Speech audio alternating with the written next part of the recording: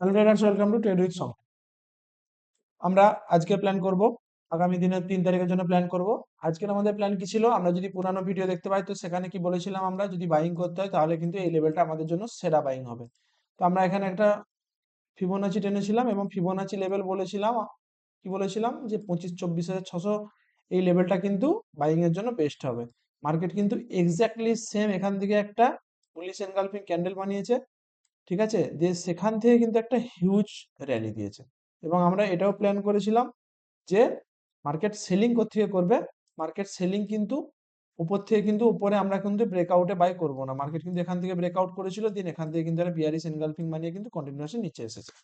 তো যাই হোক, এখন তো মার্কেট এটা করে দিয়েছে, আমরা আগামী দিনে প্ল্যান করবো। এবং আমরা একটা এটাও বলেছিলাম মার্কেট কিন্তু এখান থেকে শর্ট কাভারিং হলেও হতে পারে, তখন পিসিআর কি ছিল 0.4, ঠিক আছে।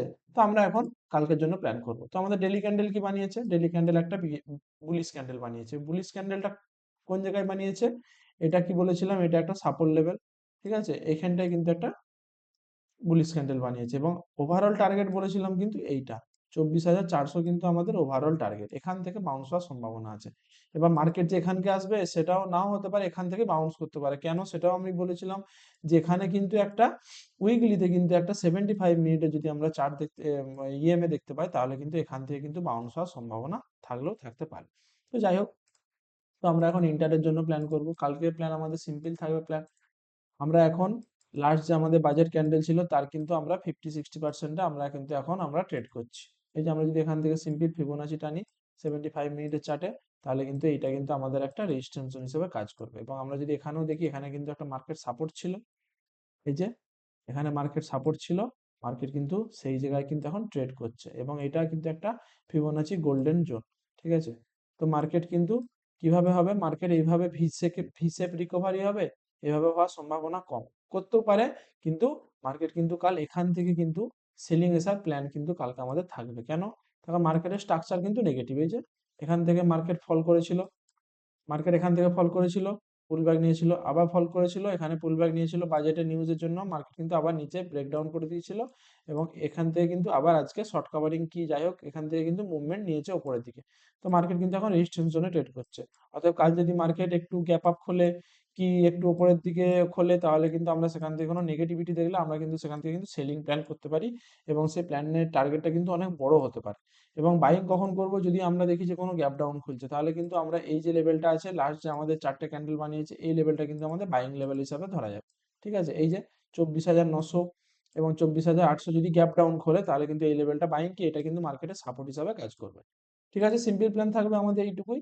কি সিম্পল প্ল্যান আমাদের কি বললাম, মার্কেট এখন রেজিস্ট্যান্স জোনে ট্রেড করছে। এই যে মার্কেট আমরা যদি এই যে এখান থেকে দেখতে পাই, এটা একটা রেজিস্ট্যান্স জোনে ট্রেড করছে। মার্কেট এখান থেকে যদি একটু উপরে যায় এবং কোনো নেগেটিভিটি কি এম প্যাটার্ন যদি বানায়, তাহলে কিন্তু এখান থেকে সেলিং প্ল্যান হবে। আর বাইং কখন করব, বাইং এখানে একটা সাপোর্ট জোন আছে, আমাদের ফার্স্ট টার্গেট থাকবে কিন্তু এই সাপোর্ট লেভেলটা কিন্তু আমাদের আসতে পারে আগামী দিনে, ঠিক আছে। আগামী দিনে মানে কালকের কথা বলছি। তো আমাদের ওভারঅল সাপোর্ট কিন্তু এইটা আমাদের তো কিন্তু ওভারঅল এখন সাপোর্ট হিসাবে দাঁড়িয়েছে। মার্কেট কিন্তু এই জায়গায় এখন 2-3 দিন কি 4 দিন কি এ সপ্তাহটা কিন্তু স্টে করবে। এই যে লেভেলটা আছে 25,000, 25,100 থেকে 24,700, এই 300-400 পয়েন্টে কিন্তু মার্কেট কিন্তু এখন কদিন হোল্ড করবে। কেন হোল্ড করবে, তার কারণ মার্কেট কি করে, মার্কেট একটা ট্রেন্ড দেয়, দেন এখানে কদিন হোল্ড করে। তো মার্কেট আবার একটা ট্রেন্ড দিয়েছিল, এখানে কিন্তু আবার হোল্ড করার সম্ভাবনা থাকছে। আবার ট্রেন্ডও করতে পারে, কিন্তু সেই ট্রেন্ডের সম্ভাবনা কিন্তু, যেহেতু পুলব্যাকটা কিন্তু খুব বড় পুলব্যাক হয়েছে আজকে, যে এটা হচ্ছে, এটা আজকে যে পুলব্যাকটা হচ্ছে কিন্তু কন্টিনিউয়াসলি উপরের দিকে, মানে এটা একটা বিগ বুল ব্যাক। তো এখান থেকে রিভার্সাল হওয়ার চান্সও থাকতে পারে, এখান থেকে মার্কেট একটু নিচে নেমে ডবল টপ বানিয়ে এখান থেকে কিন্তু উপরের দিকে যাওয়ার সম্ভাবনাও থাকতে পারে, ঠিক আছে। তো আমাদের এই প্ল্যান রইলো। এর সাথে যদি আমরা ডাটা পিসিআর দেখি, পিসিআর লেস দ্যান 1.95, মানে পিসিআরও নেগেটিভ। হালকা উপরের দিকে গেলে কিন্তু, যদি ব্রেকআউটও হালকা হালকা উপরের দিকে গেলে কিন্তু কিন্তু মার্কেট উপরের দিকে যাওয়ার সম্ভাবনা থাকতে পারে। এবং 25,200 কিন্তু আলটিমেট আমাদের রেজিস্ট্যান্স থাকবে, তখন কিন্তু পিসিআর 1.3 কি 1.4 এসে যাবে। সেখান থেকে কিন্তু আমরা প্ল্যান করব ডাউন সাইডের জন্য। আমাদের প্ল্যান ডাউন সাইডের জন্যই থাকবে, যতক্ষণ না মার্কেট এই যে আমাদের যে বাজেট ক্যান্ডেল বানিয়েছিল তার যতক্ষণ না 50-60% মানে ক্লোজ, 50-60% ব্রেক করে যতক্ষণ না ক্লোজ করছে 30 মিনিট 75 মিনিটের চার্টে, ততক্ষণ আমরা কিন্তু ডাউন সাইডের জন্যই প্ল্যান করব। তো এর সাথে আমরা পিসিআর দেখে নিলাম। এবং ডেটা যদি দেখি, ডেটা কি বলছে, ক্লায়েন্ট হালকা তাদের পজিশন কেটেছে, প্রফিট বুকিং করেছে। ডিআই কিন্তু তাদের পজিশন আছে কিন্তু 74 থেকে 76 গেছে। এবং এফআই মার্কেটে কিছুই করেনি, যে বসে আছে যথারীতি।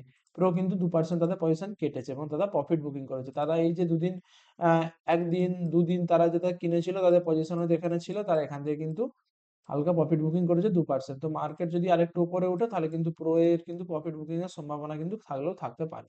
দেন আমরা কিন্তু আবার একটা লো হিসাবে প্ল্যান করতে পারি আগামী দিনে, ঠিক আছে? তো আমাদের এই প্ল্যান, ধন্যবাদ। আবার আগামী দিনের মতো আমরা আবার আগামী দিন প্ল্যান করবো, পরশু দিন কি হতে পারে, ঠিক আছে? ধন্যবাদ। চ্যানেলটা ভালো লাগলে একটা সাবস্ক্রাইব করে দিয়ে ভিডিওটি একটি লাইক করে দিও।